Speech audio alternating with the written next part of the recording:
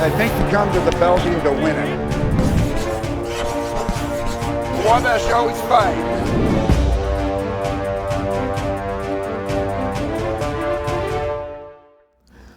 Hello and welcome to the Don Morel Show, your chance to hear the thoughts and comments of the head football coach of the Little Giant program. And Coach, we had a chance to talk after a really good football game last Saturday here at Little Giant Stadium.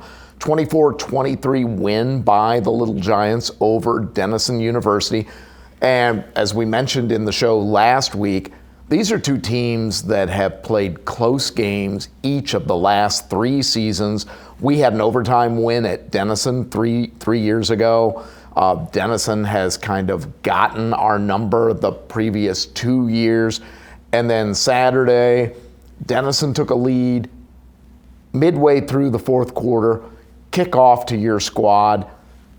You get a false start penalty that moves the football back 5 yards to the 20-yard line.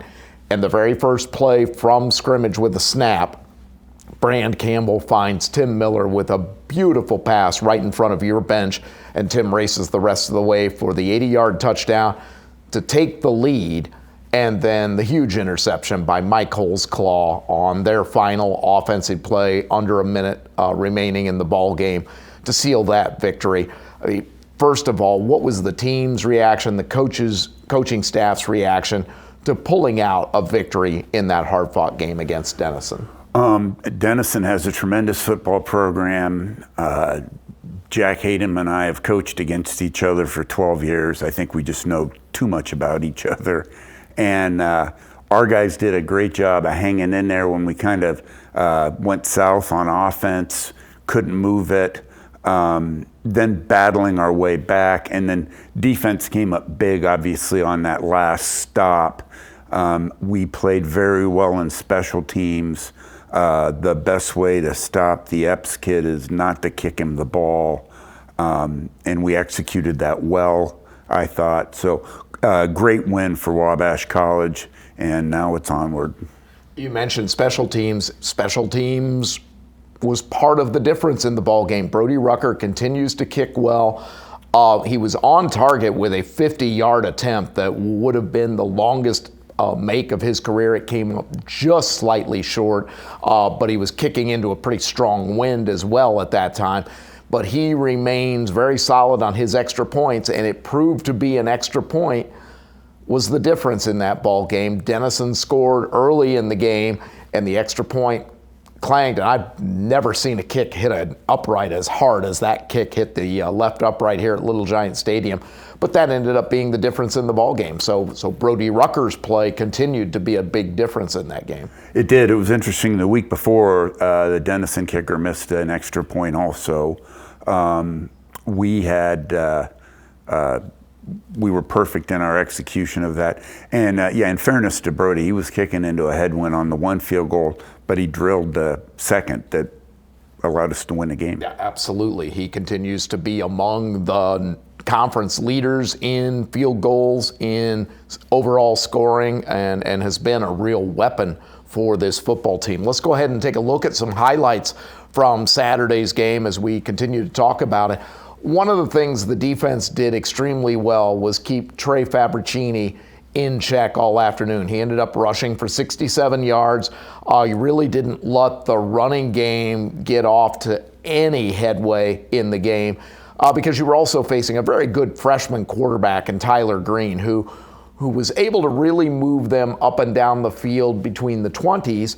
But this defense continues to be among the national leaders in the red zone, and really limited the damage. Billy Guzzo, you mentioned him last week being an outstanding receiver. He was over 100 receiving yards, but never got into the end zone other than one time to really make a difference in the ball game.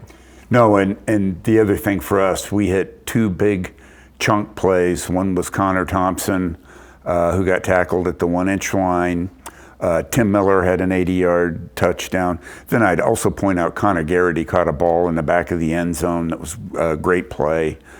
We got solid performance again out of Xavier Tyler, Cole Dickerson. We're in a good spot right now. Yeah, Cole Dickerson got the touchdown on that 1 inch, 1 yard officially plunge to give Wbash the 7-0 lead. And as Brand Campbell continues to perform well, he threw for a career best 345 yards in that ball game with, I believe, 19 completions.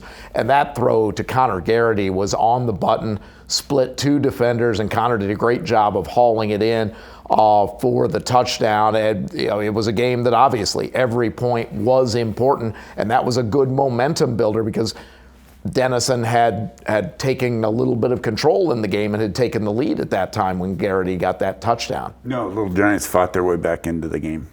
That leads you into this week's game. Wbash goes back on the road. We finished our 3-game homestand after our month on the road.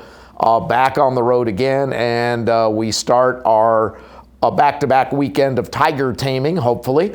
Little Giants head to Wittenberg on Saturday to take on the Wittenberg Tigers. This is a Wittenberg team that is kind of still, it seems, in some ways looking to find its identity. They've got a couple of different quarterbacks that they played this year. Max Milton is the veteran that we're familiar with, but they have a freshman that's also played well, appears to be by the numbers a dual threat quarterback, good passer, but also good in the running game. They have 2 sophomore running backs that have been effective this year. What do you expect to see offensively from Wittenberg on Saturday? The quarterback is a difference maker because of his feet, and he adds a level of explosiveness, again, with his feet. So we're going to have to be really disciplined up front. It's a guy you're not sure if you want him to scramble around because he can hurt you there.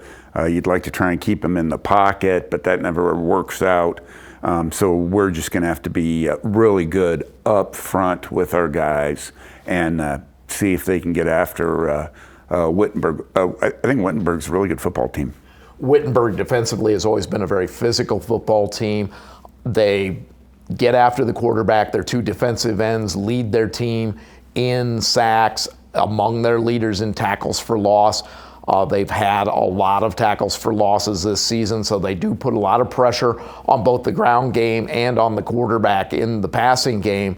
What do you have to do offensively against this Tiger defense? So I think it's one of the best fronts in the conference, not just the front 4. The 2 inside linebackers are big physical guys. So we're going to do what we've been doing. We're going to try and run the ball, and but it's going to be a challenge, and it always is at Witt. Talking about the schedule of this season, and we referenced it with all those road games and the bye week, and then 3 straight home games. And of course, we know what's coming in less than 14 days. Does the fact that you're playing Wittenberg this week, it's a game that really has become, over the years, a second rivalry in this North Coast Athletic Conference portion of the schedule. Once DePaul also joined the North Coast, really the second rival. These were teams that were always battling for the conference title. There were years that this game would determine the conference championship in the past before the DePaul Tigers' recent success. Does that help keep this team focused? Because there have been times that you're worried a little bit about overlooking an opponent going into the Bell game. I don't think that's something that really becomes a trap game, so to speak, because of the rivalry history between these 2 teams. Our kids have been really good week to week, focusing in on the opponent that week, and I believe Monday and Tuesday we had good practices. I'm expecting one today, and we'll be ready Saturday to play the Tigers. That game is a 1 o'clock kickoff in Springfield, Ohio. Links to both the live stats and the live video stream are available on the Wbash website at sports.wabash.edu. Go to the football page, go to the football schedule page, and check out the links there. Or hopefully you'll make the drive over and join us on Saturday. There's tailgating information that was put out on the Wbash Football Parents Facebook page today. So if you are planning on coming over, you can go to the area just north of the stadium and you'll see the Wbash tailgaters there. Please join us, and then we'll see you at Edwards Maurer Stadium on Saturday.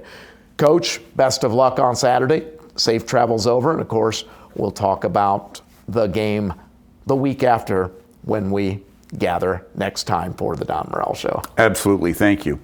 For Ethan Cook, our camera operator, and our producer in the truck, Adam Phipps, I'm Brent Harris. This has been the Don Morel Show, your chance to hear the thoughts and comments of the head football coach of the Little Giant program. We'll talk to you next week. I think you come to the Belgian to win it. Wbash always fight.